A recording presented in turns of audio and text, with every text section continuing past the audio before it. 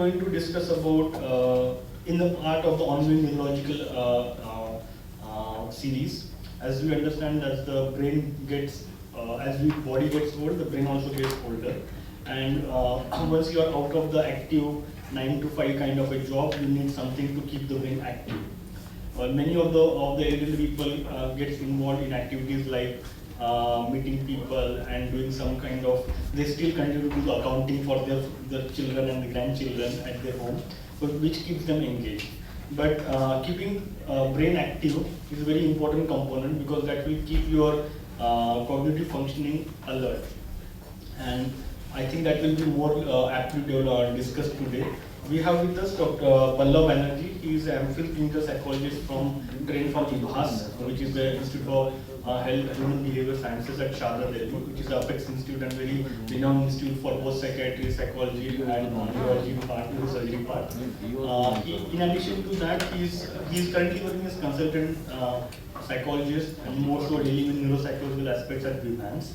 He has special interest in neuropsychological testing and neuropsychological rehabilitation, and got a 3 months training at Vimhans, Bangalore, which is National Institute of Mental Health and Neurological Sciences, which is also a renowned internationally for its work in psychology and neuropsychology area.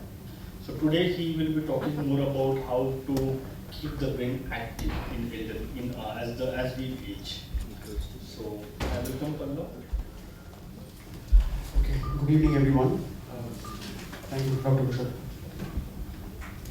Well, he's already told me a little bit about myself, so I won't waste time there. Very happy to be here with all of you. I was part of the ongoing series of program at IIC.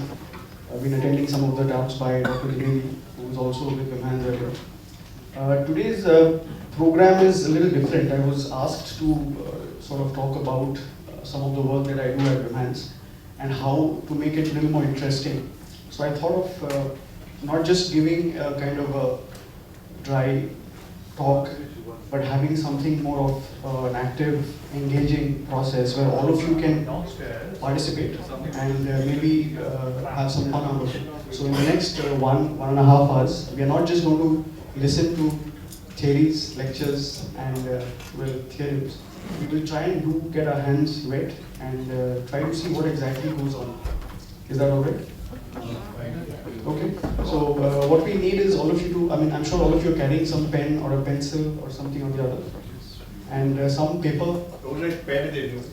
So all of you should have something with you, a pen, pencil, and we'll keep on giving you some sheets of paperwork. There are some booklets here which IIC has been very kind to share with us. So our friend called Tapas will distribute. Okay, so the concept of brain gym, well, we are all aware of what a gym is. I mean, nowadays with the mushrooming of gyms all around colonies, I'm sure all of you are quite familiar with the sight of these gyms in your locality where people are sweating away day in and day night.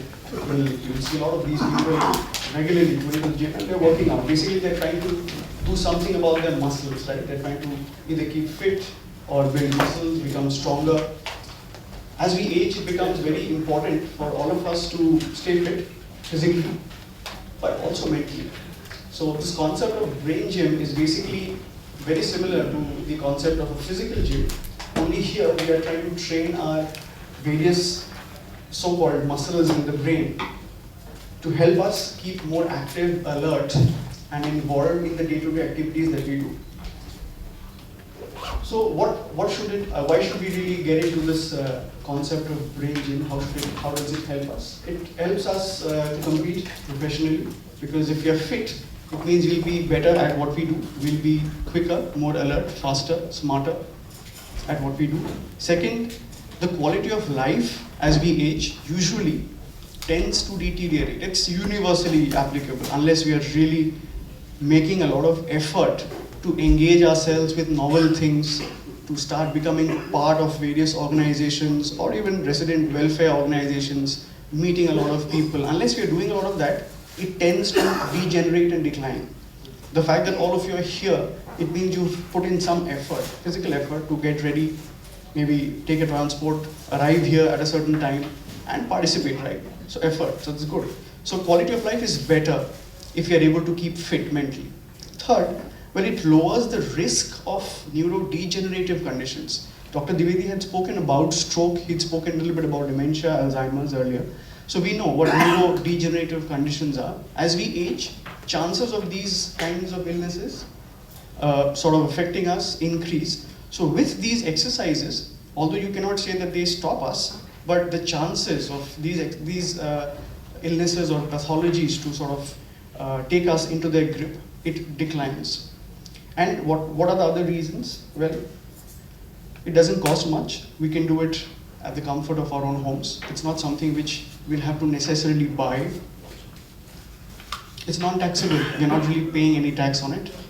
And thankfully, it's fat-free as well. So we're not really going to spend a lot of time on these.